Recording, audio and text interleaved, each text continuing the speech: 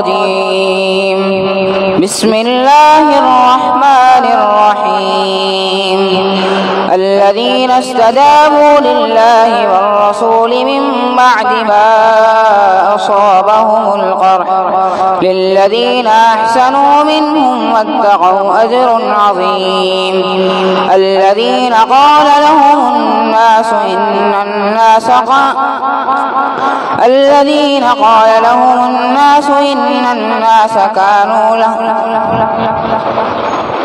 إن الناس قد جمعوا لكم فاخشوهم فزادهم إيمانا وقالوا حسبنا الله ونعم الوكيل فانقلبوا بنعمة من الله وفضل لم يمسسهم سوء واتبعوا رضوان الله والله ذو فضل عظيم إنما ذلكم الشيطان يخوف أولياءه فلا تخافوهم وخافون إن كنتم مؤمنين ولا يحزنك الذين يسارعون في الكفر إنهم لن يضروا الله شيئا يريد الله ألا يجعل لهم حظا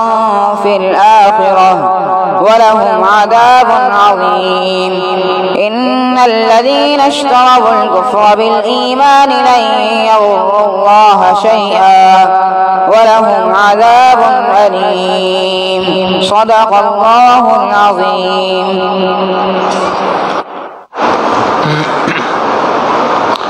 الحمد للہ وکفا وسلام علی عبادہ الذین اصطفى اما بعد. یہ سورہ آل عمران کا 17واں رکوع ہے اور غزوہ احد سے متعلق جو گفتگو چل رہی تھی اسی گفتگو کو اللہ رب العزت نے آگے بڑھایا اور اسی سے متعلق واقعات کو اس رکوع کے اندر بھی ذکر فرمایا. یہ تفصیل سے واقعہ گزر چکا ہے کہ غزوہ احد میں بعض مسلمانوں سے ایک غلطی ہوئی تھی اور وہ یہ کہ نبی علیہ الصلوۃ والسلام نے 50 صحابہ رضی اللہ تعالیٰ عنہم اجمعین کو احد کے میدان میں جبل رمات پر، رمات ایک پہاڑ کا نام تھا، اس کے ساتھ ایک چھوٹا سا ٹیلہ تھا، تو جبل رمات پر 50 افراد کو تعین فرمایا تھا اور ان کی تعین کر کے ان کو یہ بات ذکر کی کہ آپ نے یہاں سے ہلنا نہیں ہے. اگرچہ آپ دیکھیں کہ ہم زخمی ہو رہے ہیں، کفار ہم پہ غلبہ پا رہے ہیں، تب بھی آپ نے یہاں سے ہلنا نہیں، آپ نے یہیں پہ کھڑے رہنا ہے. چنانچہ صحابہ رضی اللہ تعالیٰ عنہم اجمعین میں سے جو 50 صحابہ تھے یہ اپنی جگہ پہ ڈٹے رہے. حضرت عبداللہ ابن جبیر رضی اللہ تعالیٰ عنہ ان کے امیر تھے، مگر جب لڑائی ختم ہو گئی اور کفار اپنے پاؤں سر پر رکھ کر بھاگے تو ان کو بھاگتا دیکھ کر یہ افراد بھی نیچے اتر گئے، اس غلط فہمی کے اندر کہ اللہ کے محبوب صلی اللہ علیہ وسلم کا حکم تو لڑائی تک تھا، لڑائی مکمل ہو چکی ہے، لہٰذا ہم بھی نیچے اترتے ہیں، اپنے بھائیوں کی مدد کرتے ہیں دشمن کو بھگانے میں، مال غنیمت کو اکٹھا کرنے میں. لہٰذا وہ اس نیت کے ساتھ نیچے اترے. اگرچہ ان کے درمیان اختلاف ہو گیا تھا، عبداللہ ابن جبیر رضی اللہ تعالیٰ عنہ اور ان کے ساتھ 9 افراد اور تھے، یہ کل 10 صحابہ تھے جنہوں نے یہ بات کہی کہ اللہ کے محبوب صلی اللہ علیہ وسلم کا حکم یہی تھا کہ ہم نے یہاں سے کسی قیمت پر اترنا نہیں ہے. مگر باقی 40 صحابہ کے دل میں یہ بات تھی کہ نہیں، نبی علیہ الصلوۃ والسلام نے جو یہ بات ارشاد فرمائی ہے، اللہ کے محبوب صلی اللہ علیہ وسلم کی یہ بات اس وقت تک تھی جب تک جنگ تھی، جنگ ختم ہو چکی تو یہ بات ختم ہو گئی ہے. اب یہ آپس کا اختلاف تھا، اس بنیاد پر 30 افراد نیچے اتر گئے، 10 افراد باقی رہ گئے. اور اللہ کی شان کہ وہی ہوا، نبی علیہ الصلوۃ والسلام کے اس حکم کی خلاف ورزی کے اوپر ایک کفار کا لشکر کا ایک گروہ تھا، ایک لشکر تھا جس کی قیادت حضرت خالد ابن ولید رضی اللہ تعالیٰ عنہ فرما رہے تھے. اس وقت تک اسلام نہیں لے کے آئے تھے. بہرحال انہوں نے پیچھے سے دیکھا کہ مسلمانوں کو جہاں پر تعین کیا تھا وہ وہاں سے اپنی جگہ سے ہٹ چکے ہیں، چنانچہ انہوں نے وہاں سے اپنے لشکر کو لیا اور پیچھے سے حملہ کیا۔ اب یہ حملہ اچانک تھا، یہ 10 صحابہ کی بھی شہادت ہو گئی، اور پیچھے سے یہ کفار کا یہ حملہ تھا، آگے سے بھی کفار نے حملہ کرنا شروع کر دیا۔ حضرت خالد ابن ولید رضی اللہ تعالیٰ عنہ نے مشرکین مکہ کو یہ بات کہنا شروع کر دی کہ دیکھو میں پیچھے سے آ گیا ہوں، اب تم پلٹ کر دوبارہ حملہ کرو سامنے سے۔ اب دونوں جانب سے یہ جو حملہ ہوا تو اس کے درمیان مسلمانوں کا بڑا نقصان ہوا۔ 70 صحابہ رضی اللہ تعالیٰ عنہ اجمعین کی شہادت ہو گئی، جس میں حضرت حمزہ رضی اللہ تعالیٰ عنہ کی شہادت کا دردناک واقعہ بھی ہے۔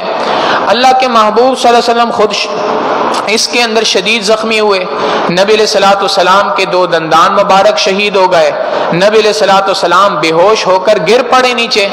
اللہ کے محبوب صلی اللہ علیہ وسلم کے ہونٹ مبارک پھٹ گئے پتھر کے کھانے کی وجہ سے، نبی علیہ الصلوۃ والسلام نے جو لوہے کی ٹوپی سر پہ پہنی ہوئی تھی اس کی چند کڑیاں اللہ کے محبوب صلی اللہ علیہ وسلم کے رخسار کے اندر گھس گئیں، جو اتنی سخت تھیں کہ جن کو نکالنے کے اندر صحابہ کے دانت ٹوٹ گئے۔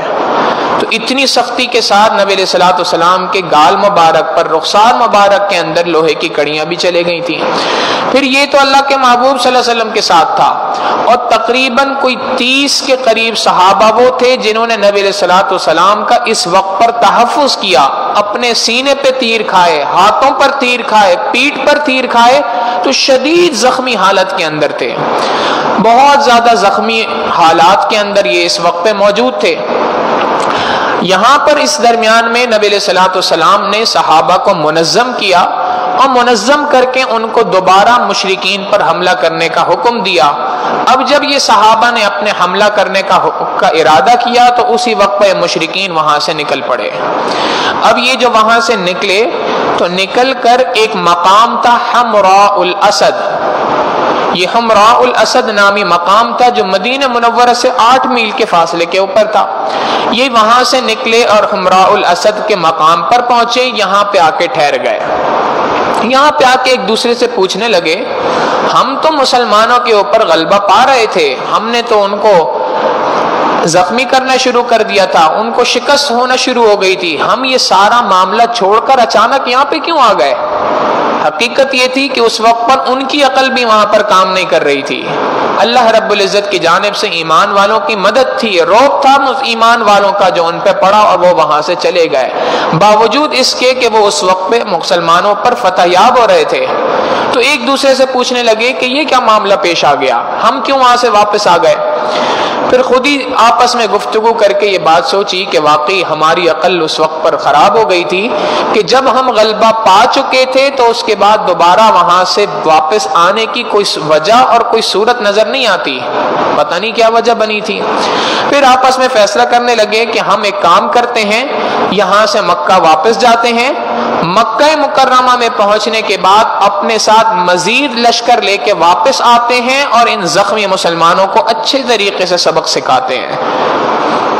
اب یہ اس ارادے کے ساتھ یہاں سے حمراء الاسد سے نکلے اور مکہ مکرمہ کی جانب کوچ کرنے لگے۔ جب جانے لگے تو راستے میں ان کو کفار کے کچھ مسافروں کے ان کو کچھ قافلے ملے جو مکہ مکرمہ سے مدینے کی طرف آ رہے تھے۔ ان قافلوں کے اندر ایک قبیلہ تھا، قبیلہ عبد القیس۔ اس قبیلہ عبد القیس کے اندر بعض افراد تھے، ان کو انہوں نے تیار کیا، کتابوں میں روایات میں نام لکھا ہے نعیم ابن مسعود اشجعی، اس شخص کو انہوں نے تیار کیا کہ ہم تمہیں 10 اونٹ دیں گے، تمہارا ایک کام ہے، ایک کام یہ کرنا کہ یہاں سے جاؤ تو جب مدینہ منورہ پہنچو گے تو مسلمانوں کو جا کے خبر دے دینا کہ جی وہاں پر تو مکہ میں اتنی بڑی تیاری ہو گئی ہے آپ کے خلاف اور سارا لاؤ لشکر آپ کے مقابلے کے اندر آ رہا ہے۔ حالانکہ یہ ابھی مکہ پہنچے نہیں ہیں، پہلے سے خبر پہنچا رہے تھے، کیوں؟ اس لیے کہ یہ پہلے ہی زخمی ہیں، برے حالات کے اندر ہیں۔ اب ان حالات میں جب یہ خبر پہنچے گی تو ان کے کلیجے منہ کو آنے لگ جائیں گے اور یہ اس وقت پر حوصلے اپنے سارے کھو بیٹھیں گے، خوف کے عالم میں ہوں گے۔ اس حال میں جب ہم واپس جائیں گے ان کے پاس تو اچھے سے ان کو قابو کر لیں گے۔ اس پلاننگ کے ساتھ انہوں نے اس شخص کو 10 اونٹ کی لالچ دی اور خبر دینے کا کہا۔ اب جب یہ وہاں پر پہنچا اور اس نے یہاں پر آ کر مسلمانوں کو اکٹھا کیا کہ بھائی میں تمہارے لیے بڑی خبر لے کے آیا ہوں. بھائی کیا خبر لے کے آئے ہو؟ میں تمہارے لیے یہ خبر لے کے آیا ہوں کہ کفار نے اپنی بھرپور تیاری کر رکھی ہے، بہت بڑا لشکر ہے جو تمہارے مقابلے میں آ رہا ہے. ہم اپنی اردو کے محاوروں میں یوں بات کہیں تو شاید اس کا ترجمہ ایسا کرنا غلط نہیں ہوگا کہ وہ تو تمہاری چٹنی پیسنے کے لیے آ رہے ہیں، وہ تو تمہیں تہس نہس کرنے کے لیے تیار بیٹھے ہیں اور آ رہے ہیں کسی وقت پر بھی. اب ان کے ذہن میں تو یہی بات تھی کہ جب ہم یہ خبر سنائیں گے تو مسلمان تو بہت پریشان ہو جائیں گے، مگر چونکہ مومن کی نظر اللہ رب العزت کے اوپر ہوتی ہے، ان ایمان والوں کو جب یہ بات پتہ چلی تو انہوں نے آگے سے ایک ہی جواب دیا، حسبنا اللہ ونعم الوکیل، ہمارے لیے اللہ ہی کافی ہے اور وہ بہترین کارساز ہے. یہ جو بات کہی کہ ہمارے لیے اللہ ہی کافی ہے اور وہ بہترین کارساز ہے، حقیقت یہ ہے کہ یہ ابراہیم علیہ السلام کا مزاج تھا. آپ دیکھیں ابراہیم علیہ السلام کو نمرود نے آگ میں ڈلوانے کا ارادہ کیا، بہت بڑی آگ جلوائی، اتنی بڑی آگ جلی کہ اس کے قریب کوئی شخص جانے کو تیار نہ تھا. ابراہیم علیہ السلام کو اس میں پھینکنے کے لیے ہاتھ استعمال نہیں ہو سکتے تھے کیونکہ آگ اتنی زیادہ شدید اور اتنی سخت تھی کہ اس کے قریب کوئی جا نہیں سکتا تھا. چنانچہ انہوں نے ایک منجمی، ایک جھولا بنوایا جس کے اندر ابراہیم علیہ السلام کو ڈال کر پھینکا. ابراہیم علیہ السلام اس جھولے کے اندر جا رہے ہیں اور آگ کی طرف سفر ہو رہا ہے. اس سفر کے درمیان ابراہیم علیہ السلام کی زبان پر یہی الفاظ ہیں، حسبنا اللہ ونعم الوکیل، حسبنا اللہ ونعم الوکیل، میرا پروردگار میرے لیے کافی ہے اور وہی میرا بہترین کارساز ہے، میں اسی پروردگار پر بھروسہ رکھتا ہوں. جب یہ الفاظ گئے، کتابوں میں بات لکھی ہے کہ جبریل علیہ السلام یہ منظر دیکھ رہے تھے. انہوں نے اللہ رب العزت سے ارشاد فرمایا، اے اللہ اگر آپ کی اجازت ہو تو میں جا کے آپ کے پیارے ابراہیم کی مدد کروں. اللہ رب العزت نے فرمایا کہ اگر وہ تمہاری مدد چاہیں تو تم جا کے مدد کر سکتے ہو. جبریل علیہ السلام ابراہیم علیہ السلام کے پاس آئے اور آ کے پوچھا، جی میں آپ کی کیا مدد کر سکتا ہوں؟ ابراہیم علیہ السلام نے فرمایا، کیا تم اللہ کے حکم سے آئے ہو؟ نہیں، اللہ کا حکم تو نہیں تھا، اللہ سے اجازت لے کے آیا ہوں. کیا میرے پروردگار کو میرے حال کے بارے میں معلوم ہے؟ ہاں، اللہ کو تو ہر چیز، کسی کے حالات کا معلوم ہے. ابراہیم علیہ السلام نے فرمایا، حسبی سؤالی علمہ بحالی، میرے لیے وہ پروردگار کافی ہے جو میرے اس حال کو جانتا ہے. اے جبرائیل، آپ کی مجھے مدد کی ضرورت نہیں ہے. تو یہ ابراہیم علیہ السلام کا مزاج تھا. چونکہ قرآن کریم نے جگہ جگہ ابراہیم علیہ السلام کا تذکرہ کیا اور امت محمدیہ سے اس بات کا مطالبہ کیا کہ تم نے مزاج ابراہیمی کو اپنے اندر ڈھالنا ہے. مزاج ابراہیمی یہ تھا کہ ہر چیز میں اللہ رب العزت کی طرف نظر تھی. اذ قال له ربه اسلم قال اسلمت لرب العالمین، جب ان سے ان کے پروردگار نے کہا اپنے آپ کو، اپنے سر کو جھکا لو، قال اسلمت لرب العالمین، انہوں نے کہا، اے اللہ میں دونوں جہانوں کے پروردگار کے سامنے اپنے سر کو جھکاتا ہوں، میں آپ کے ہر حکم کے سامنے اپنے سر کو جھکاتا ہوں اور آپ کے ہر حکم کے لیے تیار ہوں، میری نظر صرف اور صرف آپ کی ذات پر ہے. چنانچہ یہی معاملہ صحابہ رضی اللہ تعالیٰ عنہ مجمعین کا بھی تھا. انہوں نے ملت ابراہیمی کو مزاج ابراہیمی بنا لیا تھا، ابراہیم علیہ السلام کے اس مزاج کو اپنا لیا تھا. لہذا جیسے ہی ان کے سامنے یہ بات آئی، انہوں نے فوراً کہا، حسبنا اللہ ونعم الوکیل، ہمارے لیے اللہ ہی کافی ہے، ہم ان لاؤ لشکر سے ڈرنے والے نہیں ہیں. اسی کے مقابلے کے اندر دوسرا معاملہ اسی کے ساتھ پیش آیا، اور وہ معاملہ یہ تھا کہ ایک قبیلہ تھا، اس قبیلے کا نام تھا قبیلہ بنو خزاعہ. اس قبیلے کو یہ اعزاز حاصل ہے کہ جب یہ اسلام نہیں لائے تھے، اسلام لانے سے پہلے بھی ان کی اللہ کے محبوب صلی اللہ علیہ وسلم کے ساتھ ہمدردیاں تھیں. چنانچہ اسلام نہ لانے سے پہلے بھی کبھی بھی یہ کسی سازش کے اندر کفار کے ساتھ شریک نہیں ہوئے تھے. انہی کا ایک شخص تھا جس کا نام تھا معبد خزاعی. اس کو اللہ کے محبوب صلی اللہ علیہ وسلم سے اور مسلمانوں سے بڑی ہمدردی تھی، بعد میں یہ اسلام لے آئے تھے. چنانچہ انہوں نے نبی علیہ الصلوۃ والسلام کو اس بات کا بتایا کہ اللہ کے محبوب صلی اللہ علیہ وسلم یہ واقعہ اس طریقے سے پیش آیا ہے اور وہ اس طریقے سے تیاری کر رہے ہیں کہ ہم مکہ مکرمہ جائیں گے اور وہاں جا کر اس طریقے سے بھرپور لاؤ لشکر کے ساتھ واپس لوٹیں گے۔ اللہ کے محبوب صلی اللہ علیہ وسلم کو جیسے ہی یہ بات پتہ چلی، نبی علیہ الصلوۃ والسلام نے ارشاد فرمایا کہ جو افراد احد کے میدان میں شریک تھے میں حکم دیتا ہوں ان میں سے افراد کھڑے ہو جائیں، ہم یہاں سے نکلیں گے، حمراء الاسد کے مقام پر جائیں گے اور وہاں پر جا کر ان کفار کی آج ہی سرکوبی کریں گے تاکہ یہ اپنا لشکر تیاری نہ کر سکیں۔ اب یہ صحابہ جو زخموں سے چور تھے، زخمی حالات کے اندر تھے، ہر طرف سے ان کے اوپر مشکلات تھیں۔ بعض کے بارے میں آتا ہے کہ اتنے زیادہ زخمی تھے کہ کسی کے سہارے کے بغیر چل نہیں سکتے تھے، 2 افراد ان کو سہارا دے کے کھڑا کر رہے تھے، مگر جیسے ہی نبی علیہ الصلوۃ والسلام کا حکم آیا، اللہ کے محبوب صلی اللہ علیہ وسلم کے حکم پر یہ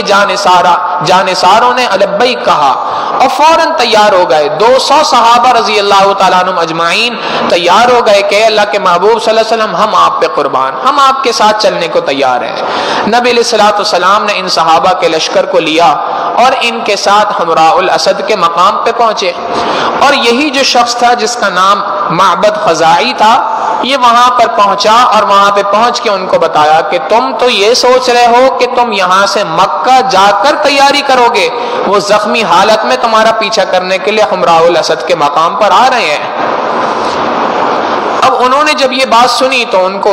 ہم اپنی اردو میں پھر وہی بات کہوں گا، ہم اردو محاورے میں یہ بات کہہ سکتے ہیں کہ ان کی اس گفتگو کا ترجمہ یوں کیا جائے تو غلط نہیں ہے کہ انہوں نے آپس میں یہ بات کہی کہ بھائی دیکھو، ایک شیر تو ویسے ہی خطرناک ہوتا ہے لیکن زخمی شیر ہو تو وہ زیادہ خطرناک ہوتا ہے، یہ اگر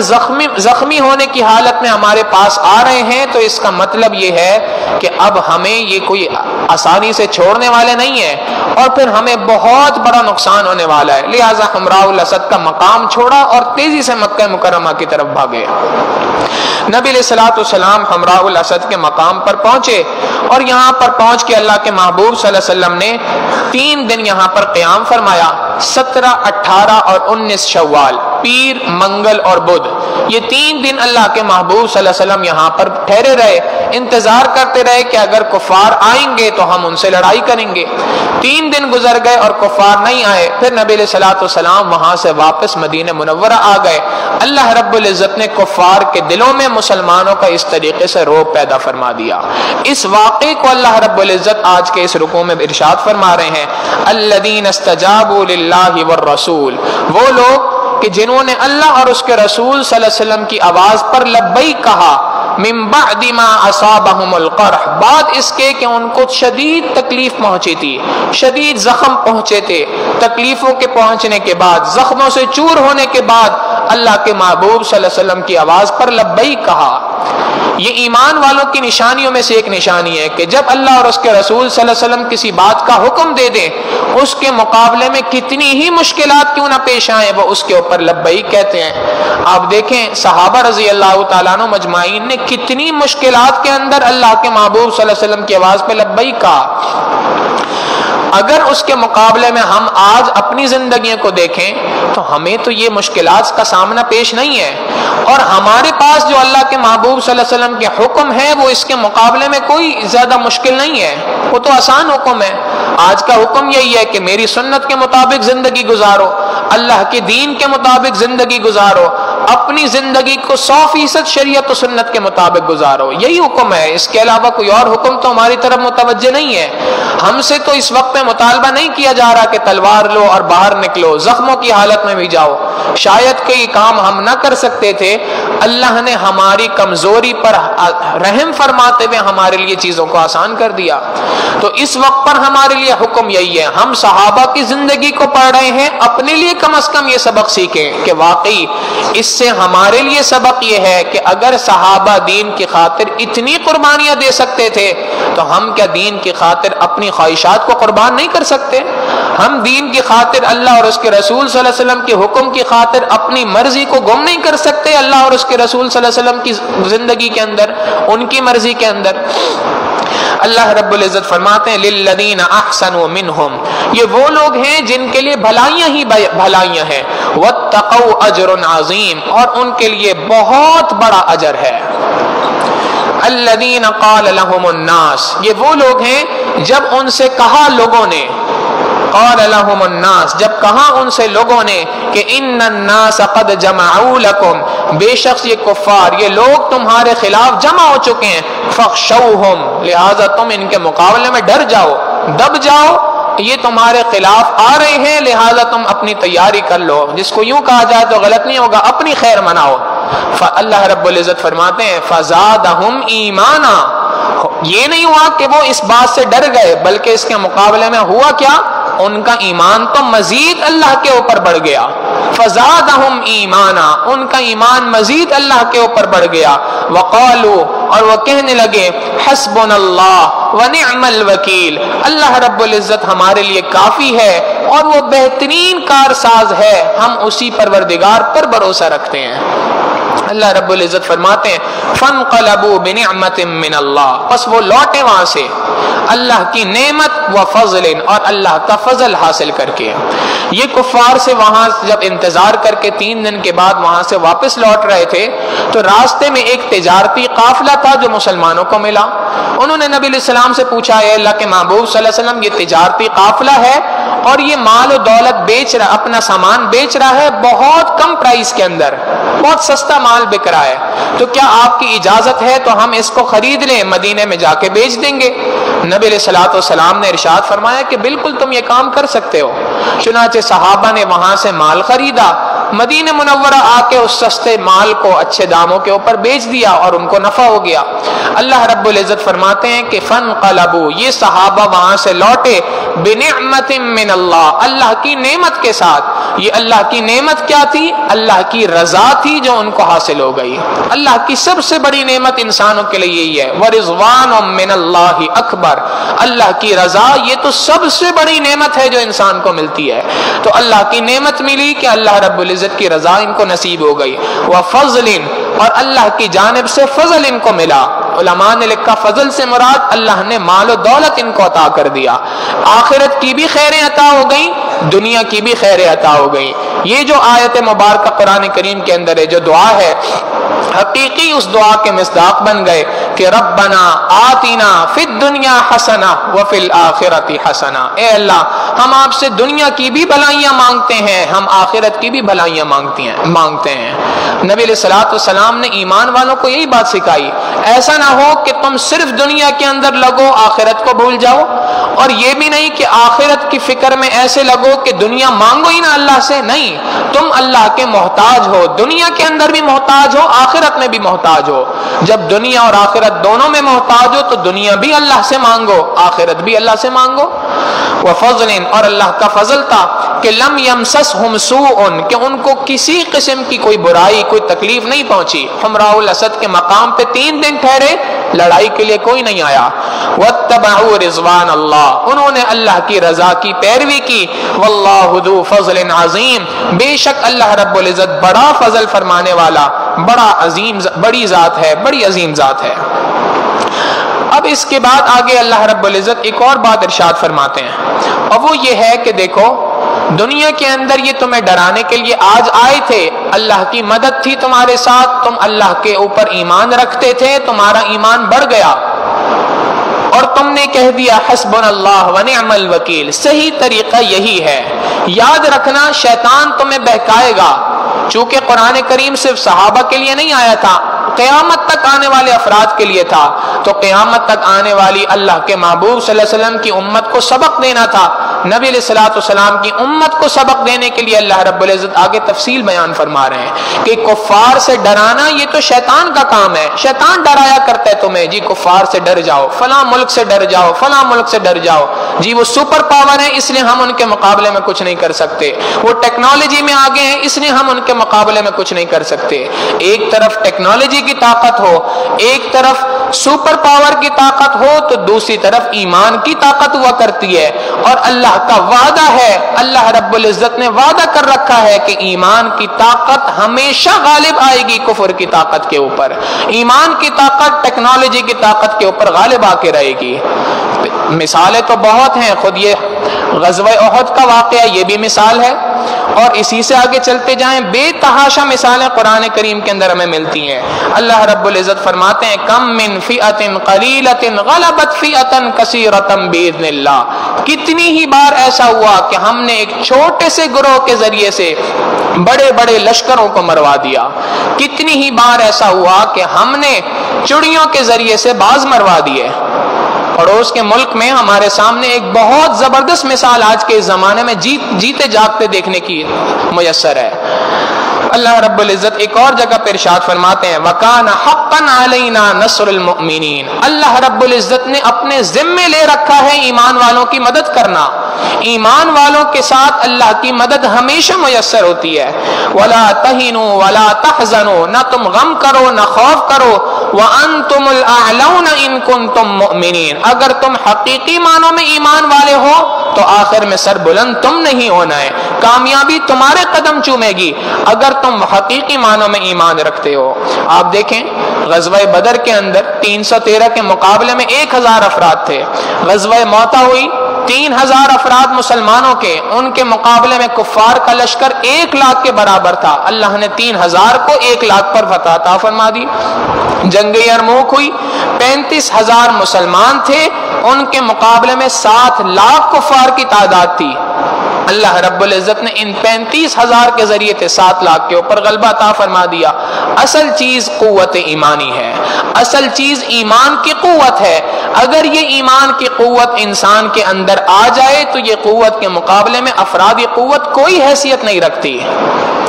علامہ اقبال نے اسی ایمان کی قوت کو خودی کا لفظ کہا، ان کے اشعار میں آپ کو بار بار جگہ جگہ ملے گا خودی کا لفظ، یہ انہوں نے اس کو خودی کا لقب دیا کہ یہ خودی ہے انسان کے اندر، قوت ایمانی ہے۔ چنانچہ ایک شعر کہا خودی کو کر بلند اتنا کہ ہر تقدیر سے پہلے خدا بندے سے پوچھے بتا تیری رضا کیا ہے۔ اللہ رب العزت کے حصول کے اندر، اللہ کے قرب کے اندر ایک مقام انسان پر وہ بھی آ جاتا ہے کہ انسان جو تدبیر کرتا ہے اللہ اس کی تدبیر کو اس کی تقدیر بنا دیا کرتے ہیں۔ حقیقت یہی ہے، ہم اللہ سے لو تو لگا کے دیکھیں، اللہ سے جڑ کے تو دیکھیں، اللہ کے ساتھ تعلق تو قائم کر کے دیکھیں۔ اللہ رب العزت فرماتے ہیں کفار سے ڈرنا یہ مسلمان کے شایان شان نہیں ہے، انما ذالکم الشیطان یخوف اولیاء، بے شک یہ شیاطین جو ہیں یہ تمہیں اپنے ساتھیوں سے ڈراتے ہیں، فلا تخافوہم، تم ان سے نہ ڈرنا، وخافونی، حال ان کے مقابلے میں مجھ سے ڈرنا، ان کنتم مؤمنین، اگر تم واقعی ایمان والے ہو، اگر تمہارے اندر حقیقی معنوں میں ایمان ہے تو تم ان سے نہیں ڈرو گے، بلکہ ان کے مقابلے میں ڈرنے کی چیز جو ہے، روب جس چیز کا ہونا چاہیے، ڈر جس چیز کا ہونا چاہیے وہ اللہ کی محبت کا ڈر ہونا چاہیے، اللہ کا خوف ہونا چاہیے کہ کہیں میرا پروردگار مجھ سے روٹھ نہ جائے، کہیں میں اپنے اللہ کے حکموں کی نافرمانی تو نہیں کر رہا۔ اللہ کے حکموں کی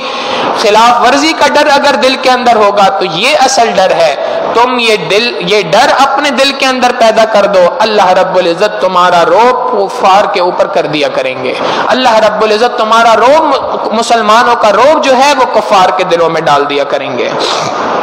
فلا تخافوہم، تم ان سے نہ ڈرنا، وخافونی، مجھ سے ڈرو، ان کنتم مؤمنین، اگر تم واقعی ایمان والے ہو۔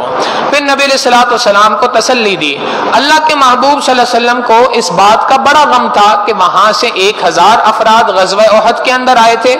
پھر یہ 300 منافقین تھے جو مختلف بہانے بنا کے یہاں سے چلے گئے، جی یہ تو صراحتاً موت ہے، کون اس موت کے اندر اپنے آپ کو ڈالے گا، ہم تو اس موت میں اپنے آپ کو نہیں ڈالتے، ہاں اگر واقعی کوئی لڑائی کا موقع ہوتا تو ہم آتے، یہ لڑائی نہیں ہے، یہ تو کھلم کھلا موت ہے۔ یہ بات کہہ کے یہ جو 300 افراد یہاں سے چلے گئے تھے، نبی علیہ الصلوۃ والسلام کو ان کا بڑا غم تھا۔